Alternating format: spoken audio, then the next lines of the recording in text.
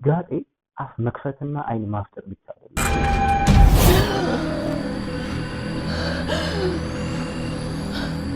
ወደቀ ዞሮ እንትን ነው ማለት ሲምፕል ሂውማን ቢንግና ትጎዳል። ከዛ ተነስተህ ድጋሚ ፋይት የሚያደርግ ሱፐር ስትሪንግ ካለ ያ ነገር ደግሞ ያው እንደዚህ አይነት ድንዛዜ የሚመጣው አለ ካለማንበብ ፊልሞችን በደንብ በንቃት ካለማየት ምናምን ይመስለኛልና ዝም ብሎ ግብስብስ ነገር የሞላበት ፊልም። እዛ ጋር ደግሞ ሱፐር ገርልን ሱፐር ማለት ጠፋ ፓወራቸው እና መጨረሻ ላይ ደግሞ ዊክ ያደርጋቸዋል።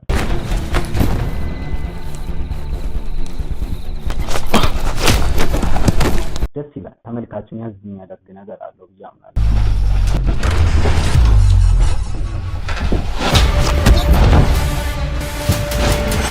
ወይስ ደግሞ ዝም ብሎ ጀስት የሚወድቅ ነገር አልነበር። ቢያንስ የሚወድቅ ነገር እንኳን ቢሆን እንዴት እንደወደቀ ማየት ነበረብን።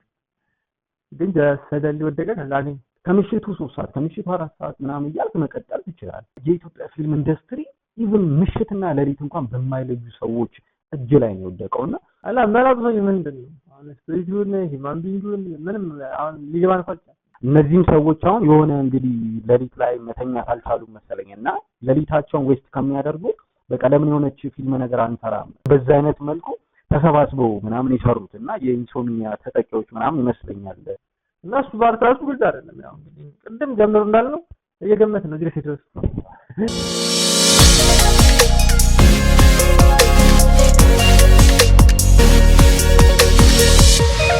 ሰላም እንዴት ናችሁ? ማግኒፋይ ተመልሷል። በዛሬው ሳምንት ደግሞ አንድ በቅርቡ የወጣ ፊልም አለ። እሱን እንተቻለን ማለት ነው። ከሌሊቱ 6 ሰዓት ይላል። በፔንኪለር እየታገዝኩ ነው ያየሁት ይሄን ፊልም ቢኮዝ በጣም ያም ነበርና ልክ በቃ እንትን ይላልና ጊዜን ዌስት አደረኩባቸው ከምላቸው አማርኛ ፊልሞች አንዱ ይሄ ነውና እዚህ ላይ ፎከስ አድርገን በደንብ እንተቻለን ማለት ነው። እኔ ሄኖክ ተክለማርያም ዳንኤል ካሳ። ያው እንደነገራችሁ ከባለፈው የቀጠለ ፓርት 2 ከሌሊቱ 6 ሰዓት የሚለውን ፊልም ማግኒፋይ አድርገን በደንብ ቪው አድርገን እናያለን። ያው እንግዲህ አብዛኛው የሚታችለው ገና እስቲ በደንብ ዲፕ እየገባን ደግሞ እናያለን። ፊልሙ ፕሮዳክሽን የተደረገው በበሽ ፕሮዳክሽን እና ኤላዳን ፕሮዳክሽን ነው የሚባለው። ተዋናዮቹ ሰላም ተስፋዬ፣ ማርታ ጌታው፣ ሚካኤል ተስፋዬ፣ ነብዩ እንድሪስ ያው ምናቃቸው ሲኒማ አክተሮች ናቸው። ደራሲና ዳይሬክተር በኃይሉ እንግዳ ይባላል ይመስለኛል። አሁን አንዳንዴ ፊልም ሲሰራ የሆነ ፕሮግራም አድርገ ምናምን አይነት ነገር ይመስለኛልና ዝም ብለው ሰዎቹ ደስ ስላላቸው ብቻ ተሰባስበው የሰሩት ፊልም ይመስለኛል። ማለት የናይት ፊልም እንስራ ተብሎ ሲታሰብ ልክ ይሄ ኢንሶሚኒያ ታውቃለህ አይደለ? እንቅልፍ የማይተኙ ሰዎች አሉ። ላይክ በሆነ ወይ ሰው ይገሉና እንቅልፍ መተኛት ያቅታቸዋል። እነዚህም ሰዎች አሁን የሆነ እንግዲህ ሌሊት ላይ መተኛት አልቻሉም መሰለኝና ሌሊታቸውን ዌስት ከሚያደርጉ በቀለም የሆነች ፊልም ነገር አንሰራም በቃ ልክ በዛ አይነት መልኩ ተሰባስበው ምናምን የሰሩትና የኢንሶሚኒያ ተጠቂዎች ምናምን ይመስለኛል አጠቃላይ እየሰሩት እና በጣም ደባሪ የሆነ ፊልም ነው። ጀነራው እንትን ነው ከአስፈሪ ፊልሞች ዘውግ ነው የሚመደበው እና ግን በፍጹም በቃ ይሄ ድሮ ላይ እንኳን የጭራቅ ስቶሪዎች ምናምን ይነገሩ ነበርና በተሻለ አስፈራሩ ነበር ምናምን አሁን የባሰበት ፊልም ነው። እና ወደ ፊልሙ እንገባለን በዲፕ በሚኒት እየጠራ እና አራተኛው ደቂቃ ላይ ከ25ኛ ሰከንድ ላይ ሲቲዋ ወድቁን ብሏል። ሲቲው ወጣ ማለት ነው። ትልቅ ሲቲው ነች እና ከስር የሆነ ልጅ ግራፍ አደረጉ እንደመጣ ብናለን የሆነ ልጅ ወድቁን ያዘው ማለት ነው። ከተሞች በኋላ ይቀሙታል ዩኒቨርሲቲ የገባ ነው እና ድንገትን በዛ ላይ ዋና ሄደን ነው ያልኩት እንዴት አፕል ይችላል በዛ ላይ ብቻውን ነው እየሰራ ነው ማለት እንትን ኢንዱስትሪ ነው እሱ ዘላ የራሳችን ያው እንግዲህ እየገጣጠመ ካልሆነ እና እሷ የወሰደባት ፓርት ወርቋን የወሰደባት ፓርት ሁለቱ ከውስጥ ያኛ ነው በዛ ሰዓት እንግዲህ እሱ ነው ሲደፈን ያደርጉት።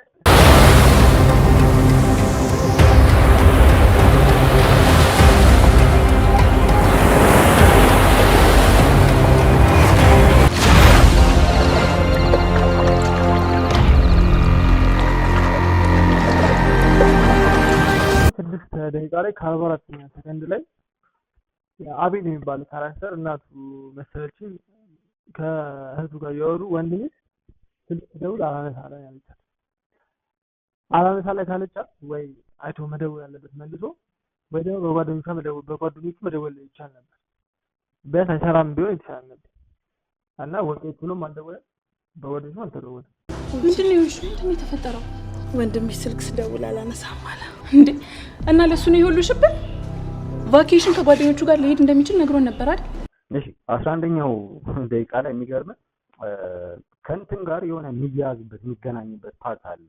አብዛኛው ፊልሙ ስታየው ሮንግ ተርን ወደ 6 ኤፒሶድ ምናምን አካባቢ ሳይኖሩ አይቀርምና አብዛኞቹ የሆነ የሮንግ ተርን ታች አላቸው እዚህ ፊልም ላይ ማለት ነውና ምንድነው ጊታር የሚይዝበት ቦታ ላይ መንገድ የሚዘጋበት ቦታ ላይ ምናምን አይነት ነገሮች ሻወር ቤቱ የቤቱ ይሄ ሎኬሽኑ ስታብሊሽ የተደረገበት ነገር መጀመሪያም ላይ የቤቱ አቀማመጥ ምናምን ከሮንግ ተርን ጋር የተወሰነ ግንኙነት ምናምን ነገር ያለው ይመስላልና 11ኛው ደቂቃ ላይ መንገድ ተዘጋብን ብለው በእግራቸው ይመጣሉ ማለት ነው።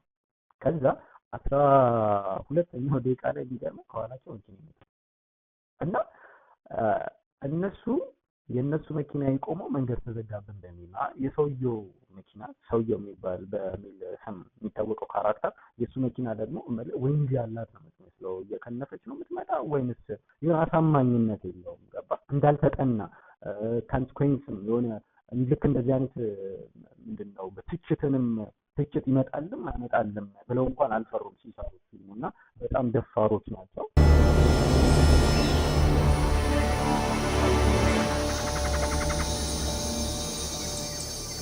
ይሄን ነገር ማንሳት ምንችል ይመስላል? ማንሳቱ እንኳን በጣም ከባድ ነው። ለነገሩ ደርሰናል እኮ ለምን ቦርሳችንን ይዘን በእግራችን አንመጣም?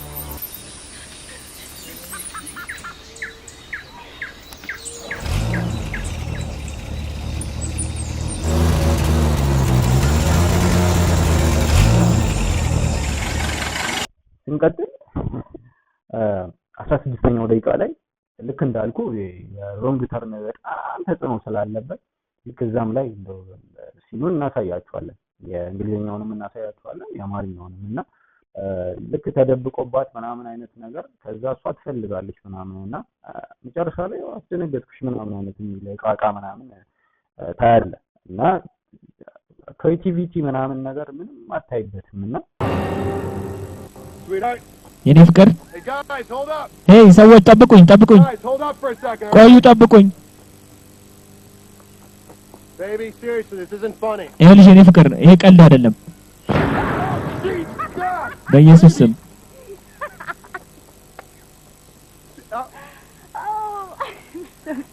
በጣም ይቅርታ ነገርኩሽ ይሄ አደጋ ነው እምወደው እኮ ለዚህ ነው ደስ ትላለህ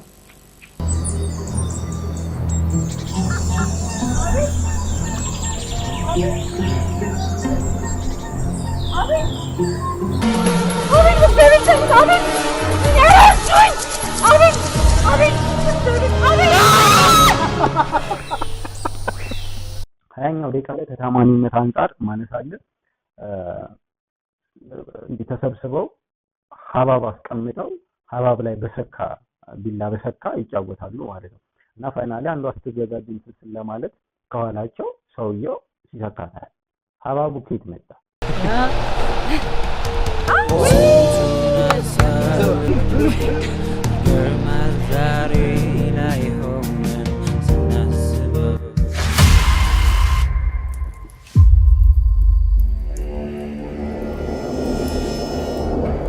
ቦታው ላይ የሀባብ ተክል የለም ምናምን አይነት ነገር ግን ድንገት አየ ደስ እንዳላቸው ይሄ ያስጠይቀናል ምናምን እንደዚህ አይነት ትችት ይመጣብናልን ብለው ስለማይፈሩ እንደዛም አይነት ጥያቄ ተመልካችም ስለሌለ በቃ የልብ ልብ ተሰማቸው ምናምን እና እንደፈለጉ ነው የሚሰሩበት ህግ የለም ምናምን ነገር 20 ደቂቃ ላይ 57ኛው ሰከንድ ላይ ደግሞ ታሪክ ውስጥ ሰውየው የሚሉት ካራክተር ወጣ እሱ ካራክተር አሁን እንደ ደራሲቱ ከሆነ እንደ ስፕሪት ወይም ዴቪል ራሱ ሆኖ እንዲወጣ የተፈለገው ነገር ግን ዴቪል በሰው ልጅ ሰው ሆኖ መጥቶ ስለዚህ ማለት እንትን የተለመደ ብዙ ፊልሞች ላይ ተወስዶ ምናምን የሆነ ኢንቲቲ ካራክተር ሲወጣ የሆነ ወጥቶ የሆነ ሰው ላይ ገብቶ የሆነ ነገር ላይ ገብቶ የሆነ አክት ነው የሚያሳየው ጀስት ሂውማን ቢንግ ሆኖ ቀጥታ ወጥቶ እንደ ስፕሪት ሆኖ አንደታከለ ሂውማን ቢንግ እንትን የለው ሂውማን ቢንግ ካራክተር የለውም ዴቪል በስፕሪት ሆኖ ከዛ ሂውማን ቢንግ ሲገባ ይችላል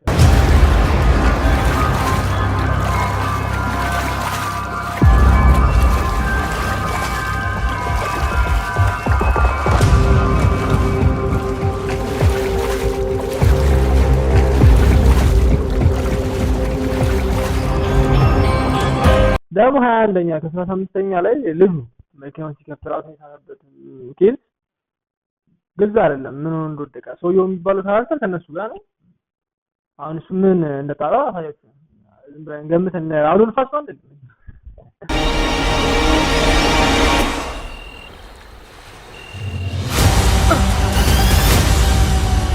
31 ከ53 ላይ ደግሞ የድመቷ ካራክተር ድመቷ የገባችበት ካራክተር የመጣችበት ካራክተር ምንድን ነው? ሪዝም ማስገባታችሁ ማስጠፋት ምንድን ካራክተሯ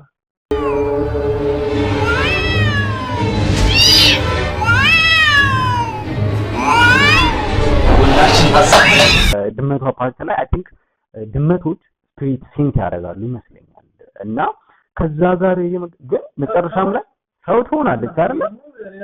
አዎ። እና ምንም ልክ ነህ እንደንተን ግልጽ የሆነ ነገር የለውም። አይንሽ ምን ሆነሽ ነው እየደማሽ?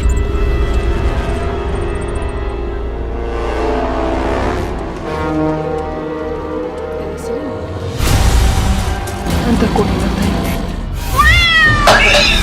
ማን ፈታቸው አይነት እንቆቅልሾች ምናምን ናቸውና ኢቭን አሁን ደራሲው ደግመ ጻፈው ወይ ደግሞ ሲገምተው ምናምን ብትለው ራሱ የራሱን ፊልም ራሱ እንትን ለማድረግ ይከብደዋል ይመስለኛልና 33ኛው ደቂቃ ላይ እዛ ቦታው ላይ የሆነ አንድ ቤት አለ። ይሄ አባንደንድ ኤሪያ ነው እና ቤቱ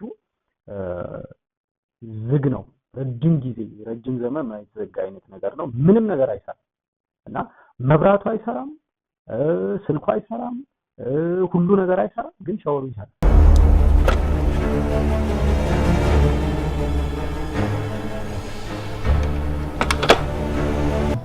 የድመቷ ማለት ሊሆን ይችላል። ተነሱ ታጠቢቁ።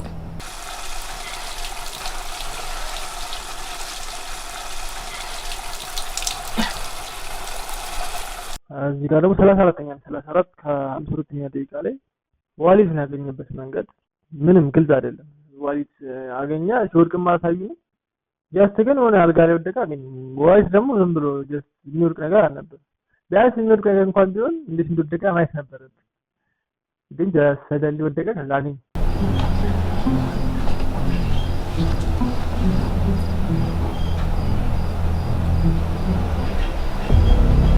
ሰላሳ ስድስተኛው ደቂቃ ላይ አንደኛው ካራክተር ከወደቀ በኋላ ዝም ብለው ነበር። በቃ ረጅም ሰዓት ሲጠብቁት ነበር። ገባህ?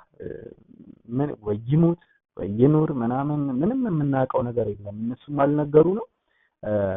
በቃ ትንሽ ተረባበሹ ምናምን ነገር። ከዛ በቃ እና ኢቭን ዝም ብለህ ከመጠበቅ እንዳንድ ደራሲ ቢያንስ መጻፍ ነበረበት ካራክተሮቹ ማድረግ የሚገባቸውን ነገሮች። ገባህ? ሲወድቅ እኮ በህይወት አለ የለም የሚለውን ነገር እንኳን መለየት እንድንችል እኮ አለ የሆኑ ነገሮች ደም ስር ልትነካ ትችላለህ። የአንገት አካባቢ ምናምን ነካክተህ በህይወት አለ ወይንስ ደግሞ ሞቷል የሚለውን ማወቅ ትችላለህ። እና አየህ ትንሽዬ የሆነች ምንድነው የሜዲካል እውቀት እንኳን የላቸውም እና በጥናት የሆነ ሰው ጋር ደውለህ እኮ እንትን ማለት ትችላለህ። እና ካራክተሮቹ ስራ ፈተናቸው በቃ ቆመው ብለው ሲጠብቁት ነበርና ያው የነሱን ጥፋት ነው አትልም፣ ግን እንደ ጸሐፊ ቢያንስ የሆኑ ነገሮች መጻፍ ቢቻል አሪፍ ነበር። ያ ነገር ደግሞ ያው እንደዚህ አይነት ድንዛዜ የሚመጣው ካለማንበብ ፊልሞችን በደንብ በንቃት ካለማየት ምናምን ይመስለኛል። እና ዝም ብሎ የሆነ ግብስብስ ነገር የሞላበት ፊልም ነው።